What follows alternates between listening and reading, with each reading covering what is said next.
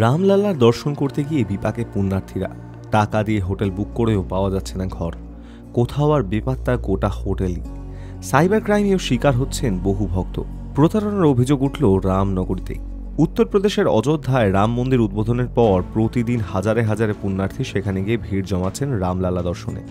কিন্তু এবার সেই অযোধ্যা থেকেই প্রতারণার অভিযোগ উঠছে, আর সেই অভিযোগ তুলছেন পুণ্যার্থীরা। রাম মন্দিরকে ঘিরে অযোধ্যা এবং তার আশেপাশের এলাকায় হোটেলের চাহিদা তুঙ্গে। ওই শহরে গিয়ে থাকার অসুবিধা না হয় তাই আগে থেকেই পুণ্যার্থীরা হোটেল বুক করেছেন। কিন্তু তাদের অনেকেরই দাবি অযোধ্যায় পৌঁছে সেই হোটেলের খোঁজ করতে গিয়ে দেখেন ওই নামে কোনো হোটেলই নেই। এক পুণ্যার্থীর দাবি, অনলাইনে অযোধ্যায় হোটেল বুক করেছিলাম যাতে সেখানে গিয়ে কোনো সমস্যায় পড়তে না হয়। দলে বাচ্চা বয়স্ক অনেকেই ছিলেন। ঠিকানা অনুযায়ী হোটেল খুঁজতে গিয়ে দেখি সেখানে কোনো হোটেলই নেই। আশেপাশের লোকজনকে জিজ্ঞাসা করতে তারাও জানান যে হোটেল খুঁজছেন সেই নামে কোনো হোটেল আগেও ছিল না।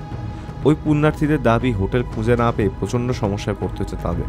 বুকিংয়ের সময় টাকাও নিয়ে নেওয়া হয়েছে বলে অনেকে দাবি করেছেন।